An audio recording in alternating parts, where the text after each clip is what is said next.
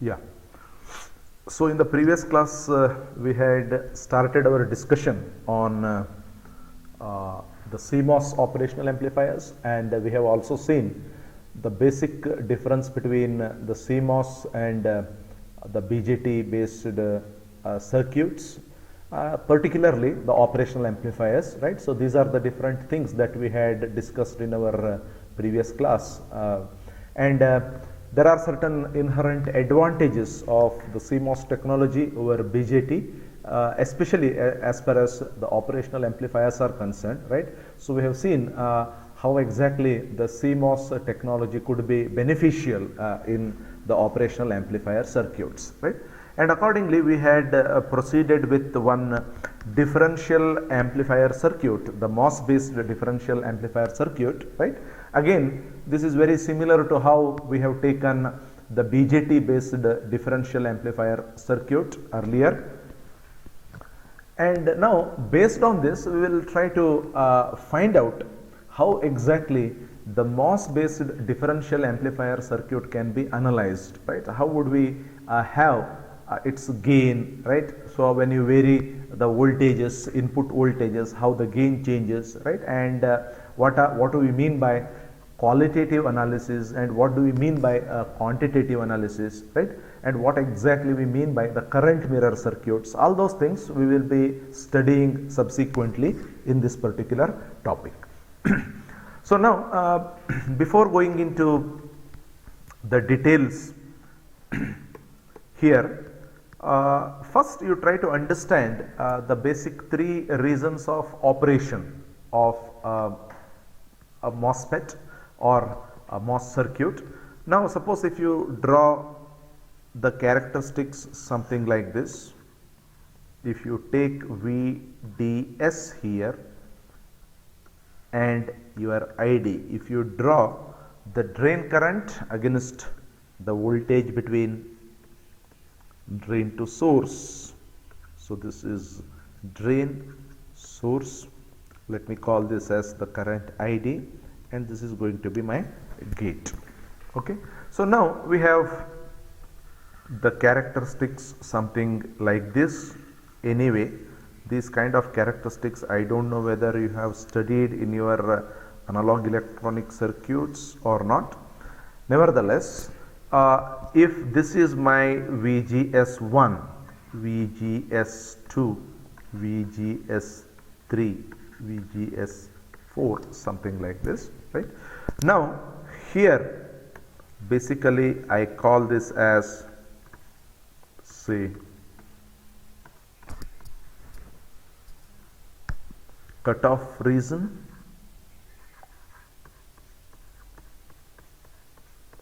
and this region as the linear region,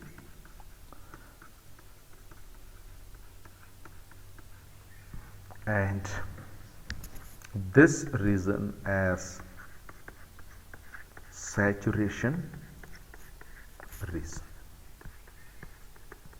So this is a very important point for all of us to understand, right? So where exactly we need to operate a MOS device, right? What exactly we mean by cutoff region. So when you talk about the cutoff region, right? So as you know, your VGS, the gate to source voltage, will be always less than the threshold value. So you will not be able to have any drain current here. So ID will be 0. Or in other words, your gate to source voltage is insufficient to trigger the conduction as long as the MOS device is concerned. This is called as the cutoff region, right? When you come to the linear region, so this is also referred to as ohmic region. It is also referred to as triode region, right? So these are the different names by means of which it is called, right? So when you come to this, you have your VGS slightly greater than your VT, or your VDS is less than VGS minus VT, and you have got some expression for the current here. deliberately I don't write it for the time being, on which we will have to discuss everything later. So this is what we call it as the linear region, or it is also referred to as the ohmic region or the triode region, right? Then the third one, as you know, it is the saturation region.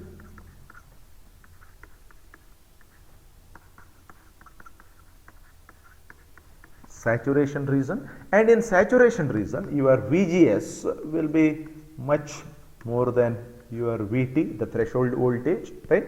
Or your VDS is greater than VGS minus VT, and you do have an expression for the current. Again, I am not going to write this, and these are the things which we are going to discuss in our subsequent classes, right? So now please try to understand the different reasons of operation, because we will have to discuss about the small signal gain, large signal gain and other things here, right? So that is the reason why the elementary idea about the different reasons of operation is essential as long as the operating reasons of a typical MOS device is concerned, right? So these are some of the basic information that we need to understand here before we proceed into the actual part of our discussion here in this case, right?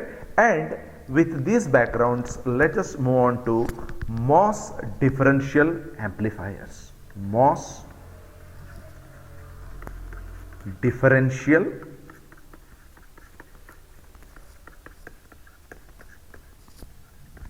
amplifiers.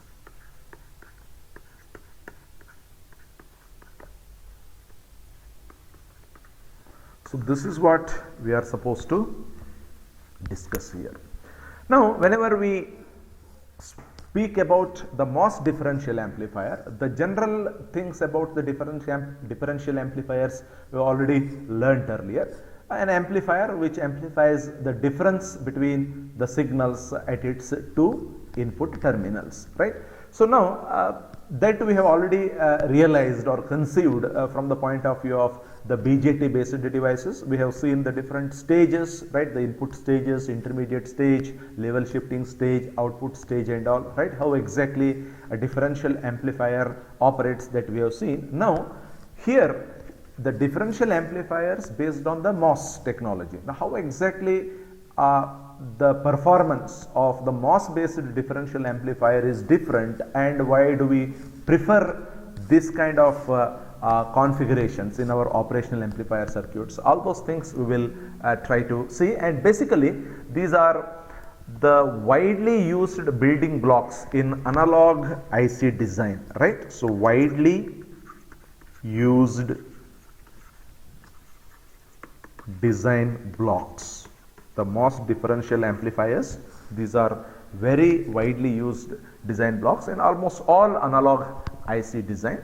And now before I go into the differential amplifier, first we will try to see the two types of operation. One is referred to as single ended operation, or single ended operation, or single ended signals. Before we go into the operation, we will try to see what exactly we mean by single ended signals, right? So single ended means what?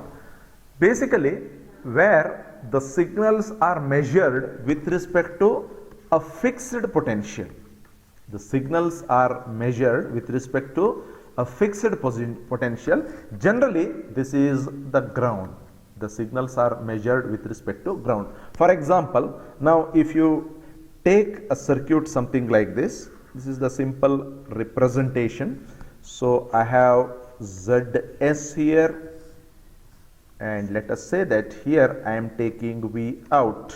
So this is my V out, this is the internal impedance of the source, this is the source plus minus, right? So now here you know that how exactly you are going to measure the signal. It is with respect to some fixed potential T.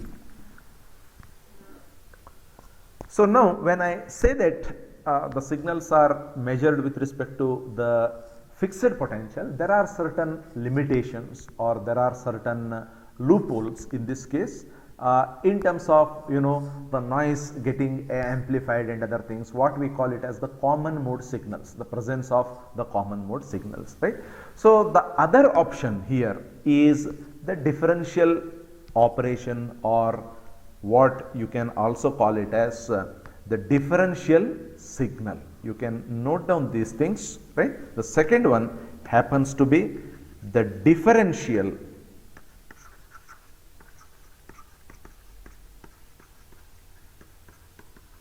signal or the differential operation.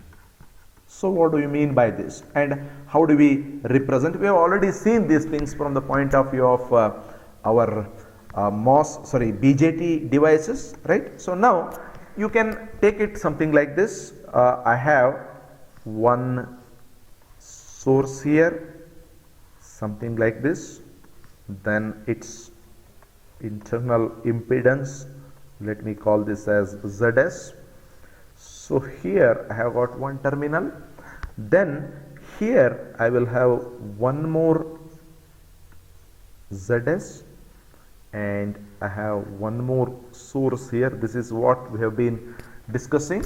This I call it as V in 1, this as V in 2 here.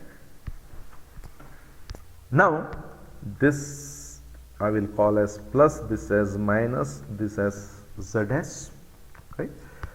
On one side I have the signal something like this, and on the other side I have the signal like this. I hope you can understand what did I write here. And your output is going to be the difference in these two signals. The output is going to be the difference between these two signals. So a common mode signal,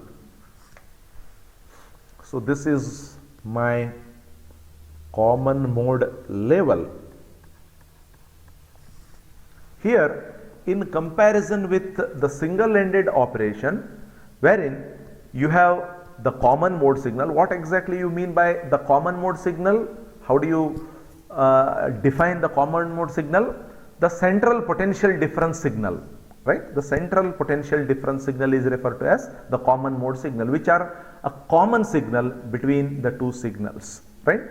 And whenever you have the common signal, if that common signal happens to be a noise signal, and there is every possibility that the noise signal gets amplified. So that is the reason why you apply the differential signal, right? One is having one phase, another will be out of phase with the initial signal, as long as their magnitudes are equal, right?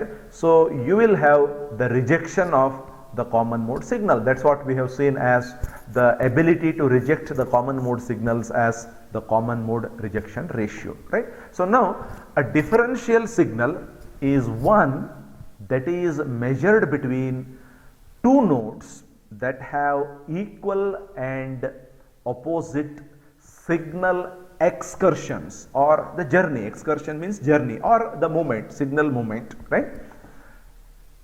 It is defined as the signal that is measured between two nodes. So you can see here the two nodes, this is one node, this is another node, two nodes that have equal and opposite signal excursions around the fixed potential, right?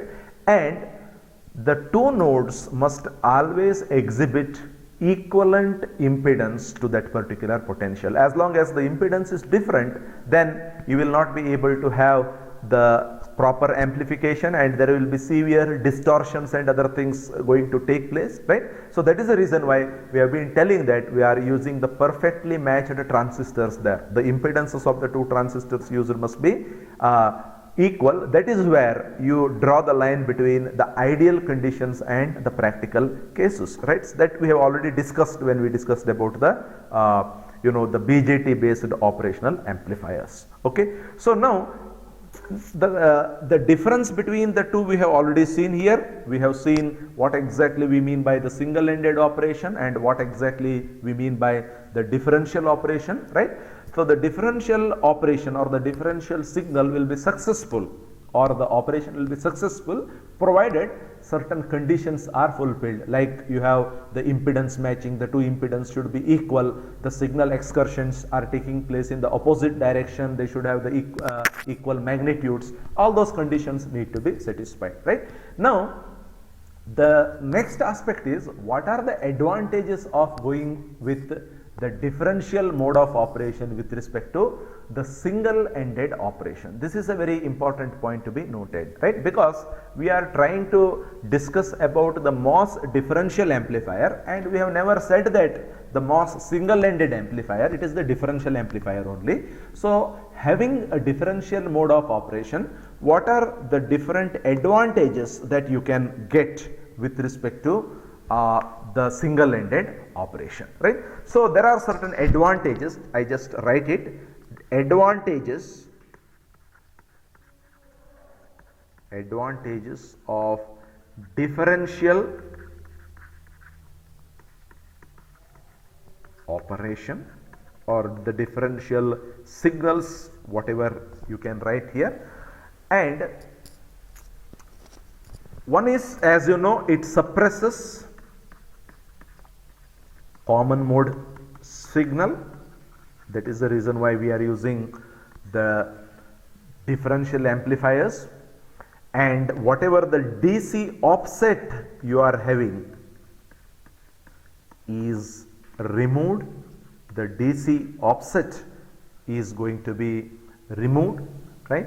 Then you have, because the DC offset is removed, it eliminates the need for bulky DC capacitors.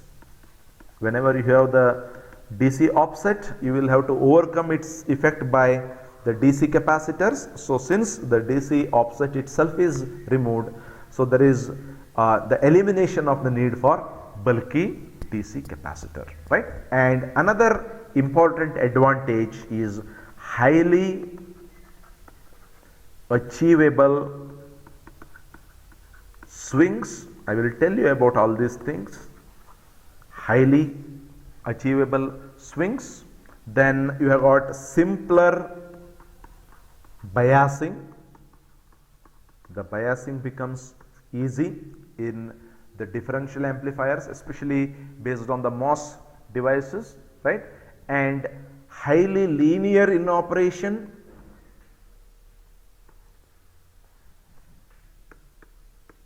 Highly linear operation. But with all these advantages, there are certain drawbacks as well. It occupies double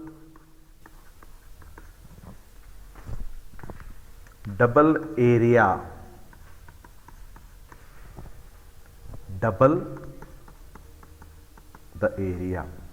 It occupies double the area because the very MOS technology itself is like that, right?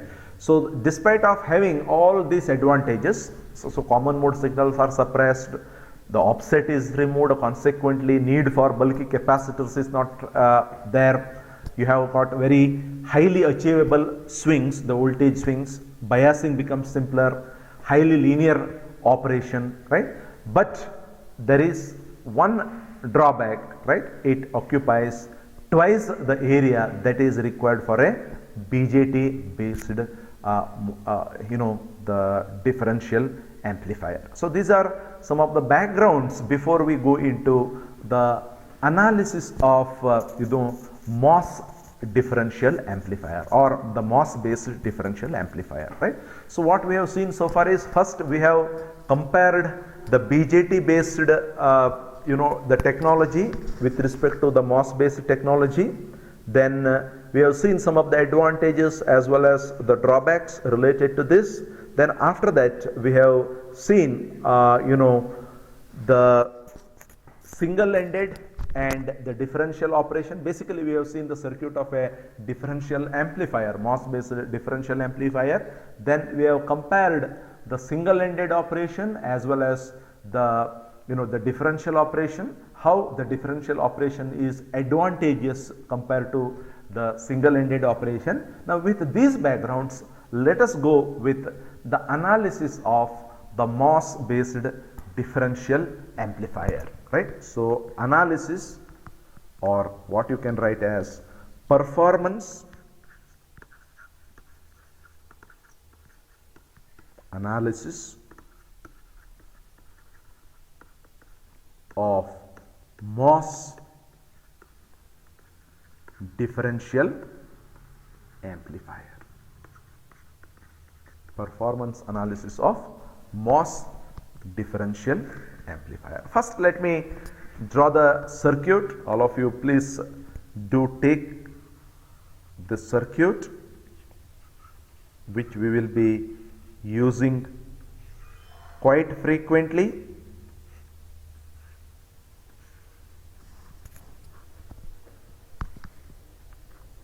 We have already seen this in our previous discussion, a similar circuit.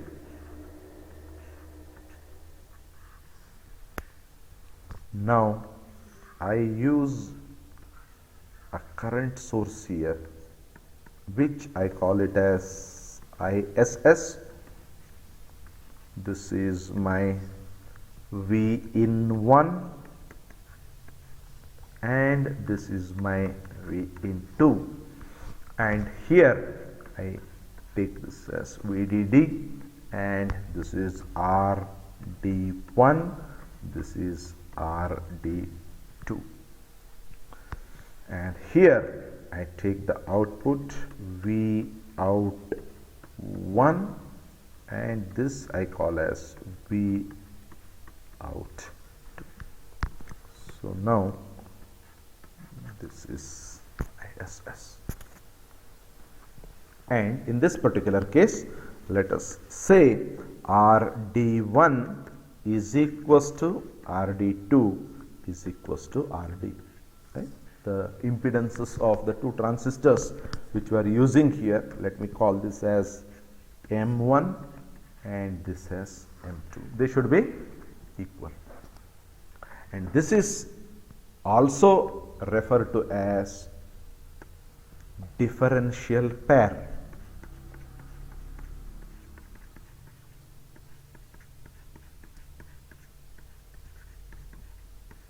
This is referred to as differential pair. Please note down this circuit. With the help of this circuit, we will go with what we call it as quantitative analysis.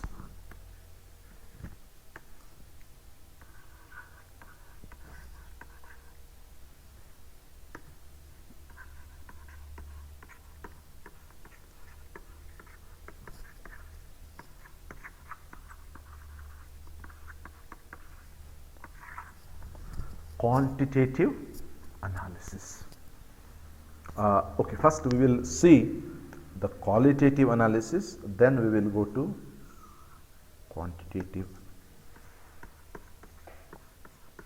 because the quantitative analysis is involved with a lot of derivations, lengthy expressions and other things. First we will try to see how exactly you will have the analysis of the circuit qualitatively. What you mean by qualitatively is we will not be using too many expressions and other things, right? We will be analyzing this circuit based on the conceptual background. Please keep in mind the three regions of operations, that is the cutoff, ohmic or linear or triode, and the saturation region.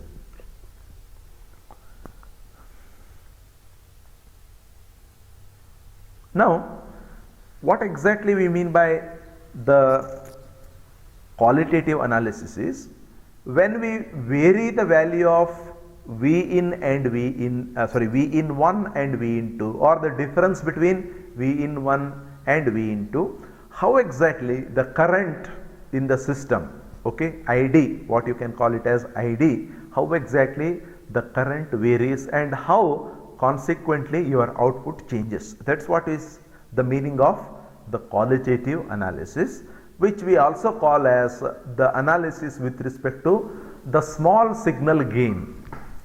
Small signal gain. Small signal gain in the sense we will take only the linear region of operation. As long as the the MOS device is concerned, we will analyze its performance only in the linear region. Whenever you take the large signal gain, right from the cutoff to saturation, all the performance analysis will be made, right. So now let us try to have some of the analysis here qualitatively. Now, if V1 is equals to V2, please see here, if V1 or V in 1 is equals to V in 2. So what will be the current in each transistor? Current in each transistor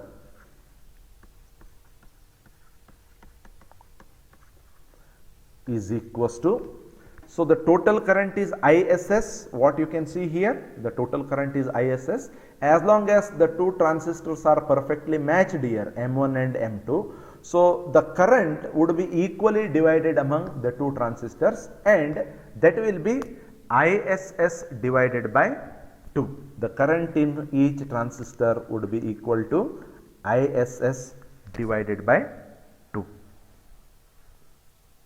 And the output common mode level, output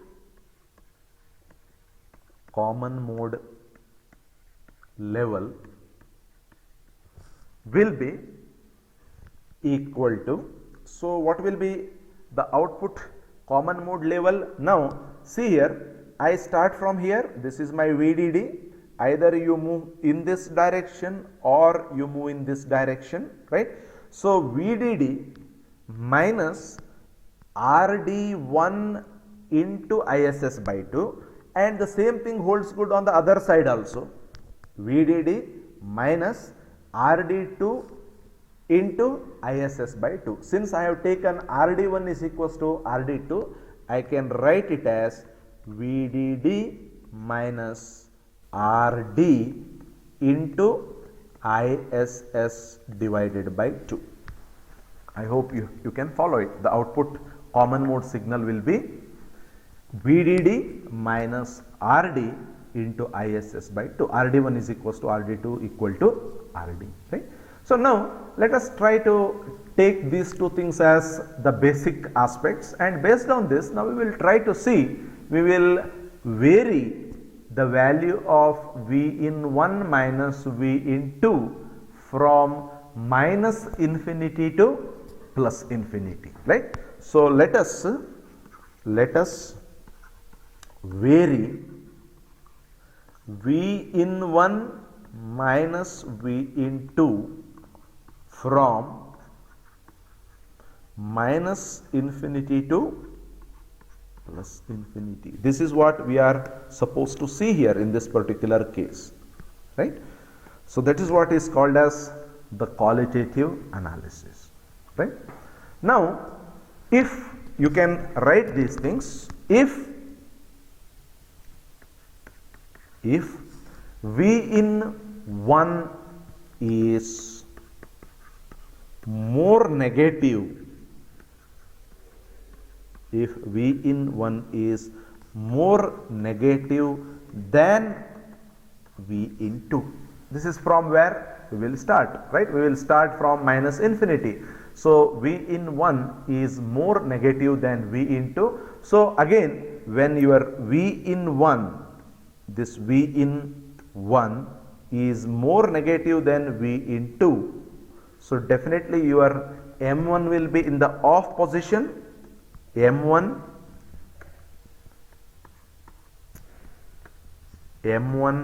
is in the off position, then M2 will be in the on position, the second transistor M2 will be in the on position, and your ID2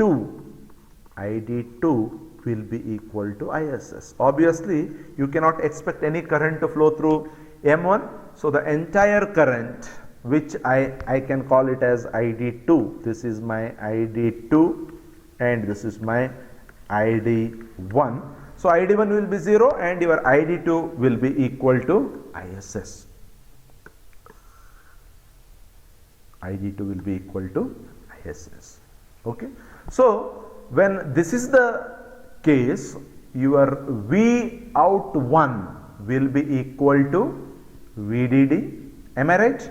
So this V out 1, since there is no current here, so this potential is equal to this potential. So your V out 1 will be equal to VDD and V out 2. So now V out 2 is this. So use your voltage division theorem. The total current is ISS here because ID2 is equals to ISS. So V out 2 will be VDD minus RD2 into ISS, or VDD minus RD into ISS, right? So this is VDD minus RD into ISS. So this is what is the situation when your V in 1 is more negative than V in 2. Okay. So now we will continue further here.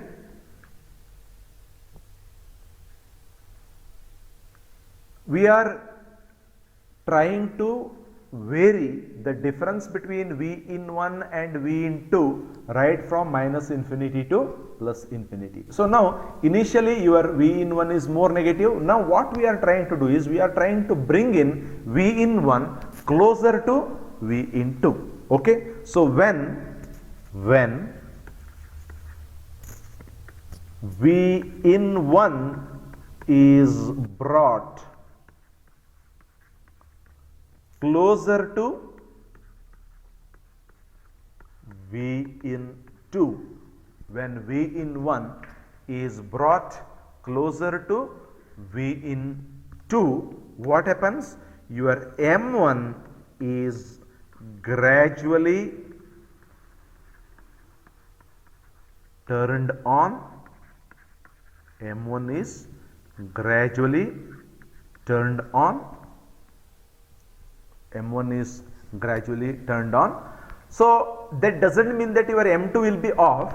Okay, M1 is being now turned on. When the M1 is being turned on, what exactly happens here is it starts drawing, M1 starts drawing current. When it is being turned on, it starts drawing current through RD1, here, right? It starts drawing ID1 through RD1. So now this will lowering V out 1. V out 1 in the initial case was equal to VDD, right? So now your V out 1 will no longer be VDD because there is some current flowing here, there is some voltage drop here across RD1, right? So now the output voltage is, or the output voltage V out 1 is being lowered, right? So now this will make the current ID2 through M2 decreases, the current ID2 through M2 decreases, and obviously your V out 2 rises. V out 2 rises. right? So now when it starts happening in this way, when we have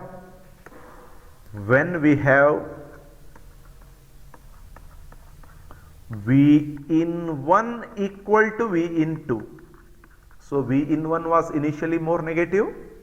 We have seen what exactly happens here. So now we have made V in 1 brought closer to V in 2.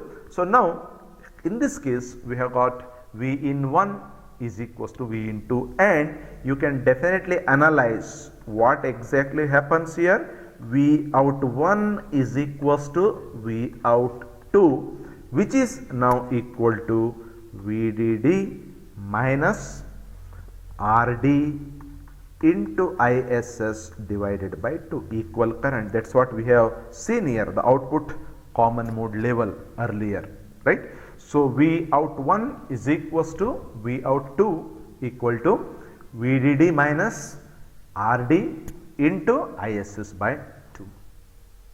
So this is where we have come to the central point now. Now further we proceed.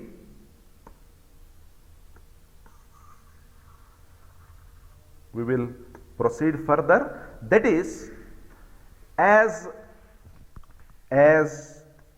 V in 1 becomes more positive,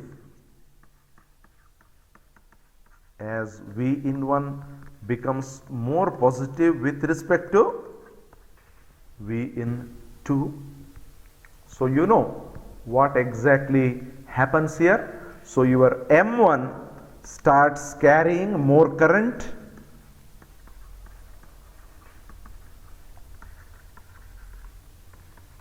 and now you can expect what exactly is going to happen here, right?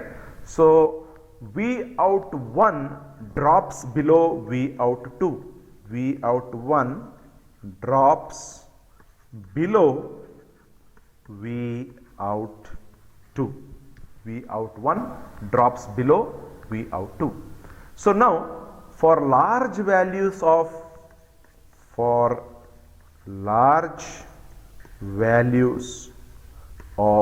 V in 1 minus V in 2, exactly we are seeing a different situation here. For large value of V in 1 minus V in 2, you know what exactly happens. M1 draws all the current. M1 draws all the current, and this current becomes equal to ISS, and your M2 will be now off. M2 is going to become off. So this will make your VDD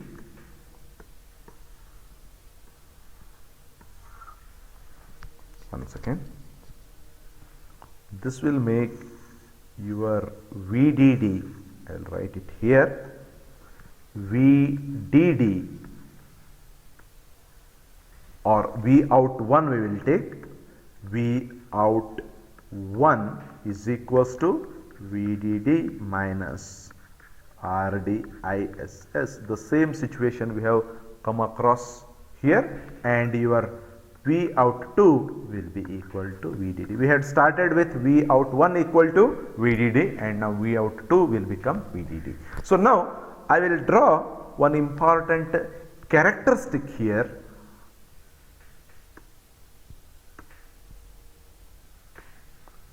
All of you note down this. This is a very important characteristic which is referred to as the input output characteristic of a differential pair. Now if I take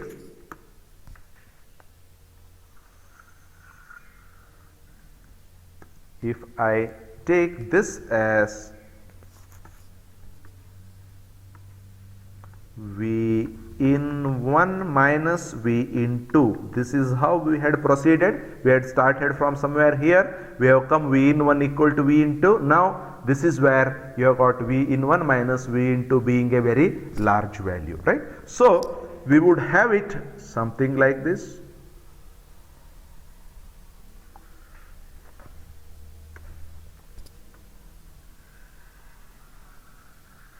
something like this, right? So this is your V out 1 and this is your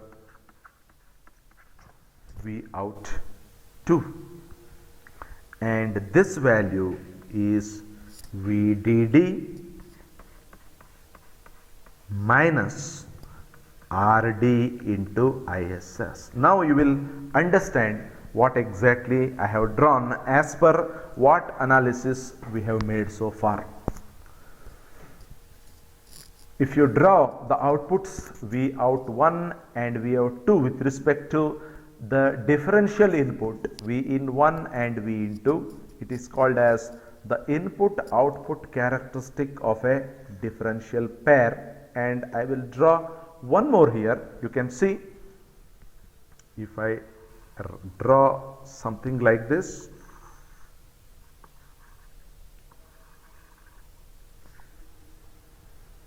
this is V in 1 minus V in 2, and if you represent this axis as V out 1 minus V out 2, you would get the curve something like this. This is plus RD into ISS and this is minus RD into ISS.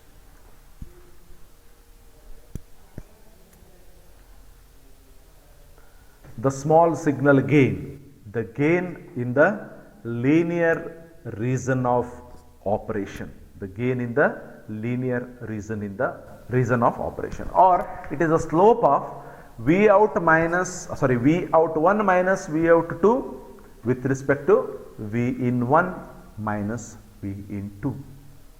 So here we have got certain important observations from this particular graph.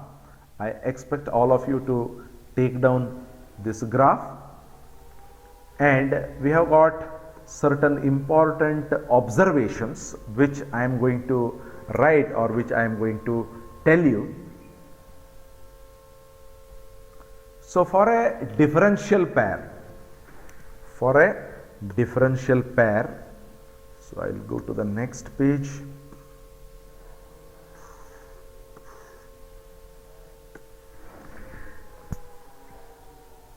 Observations.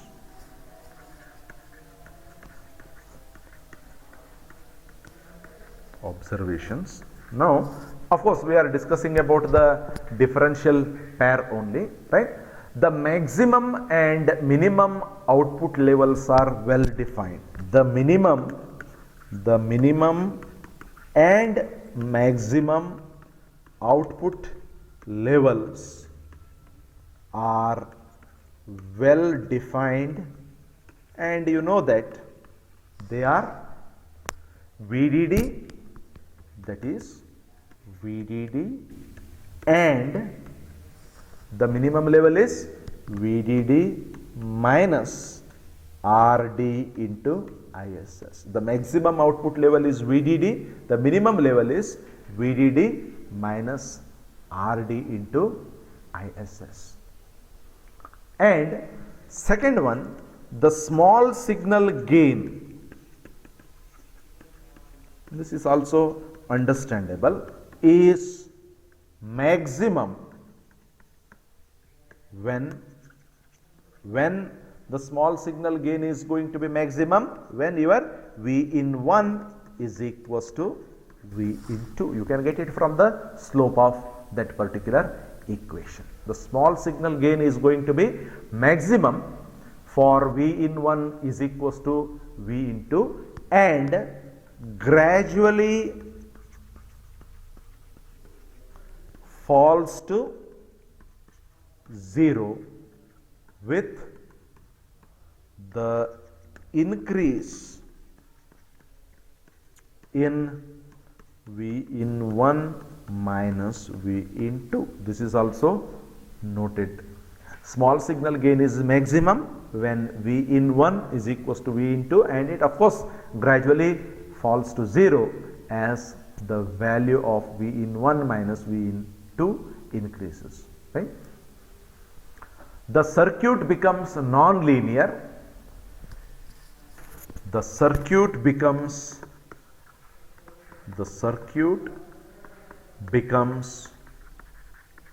non-linear. When the circuit becomes non-linear here, when the output voltage swing increases. When the output voltage swing increases. The circuit becomes non-linear when the output voltage swing increases. I will show you that in the diagram, right? And very important one, when V in 1 is equals to V in 2, your circuit is in equilibrium. This is a very important point to be noted, right?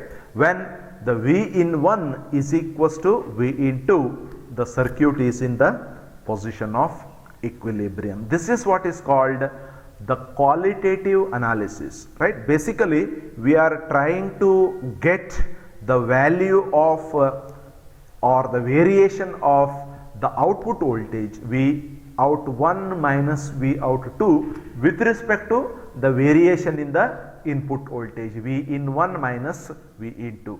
So, how when you vary the value of V in 1 minus V in 2 right from minus infinity to plus infinity, right? How exactly you get the different variations, right? When exactly you get the small signal gain as the maximum, right? So, when exactly the circuit behaves as the non-linear circuit, or when exactly the circuit goes to the state of the equilibrium, all those things are observed here in this qualitative analysis. This is a very important aspect, the qualitative analysis of the differential pair, right? So, in our next class, in our next presentation, we will see the different equations, right? What exactly is the equation for ID, right? When the circuit behaves in the or operates in the linear region, when exactly it goes to the non-linear region, how the current equations change, right? So, what is the threshold value of the voltage, right? What is the at what value of the VGS these things happen? All those things are seen from the point of view of the circuit as well as the equations, which is referred to as the quantitative analysis. This is the qualitative analysis, and the next here we don't have any much of the equations here, right? We don't have much of the equations. It is only the trend, how exactly the output voltage varies with respect to change in the input voltage. But there we will have the derivations for the ID, right, at the different regions of the operation, and there we will try to establish some different relationship between the voltage as well as the current in the MOS devices. That probably we will see in our next class.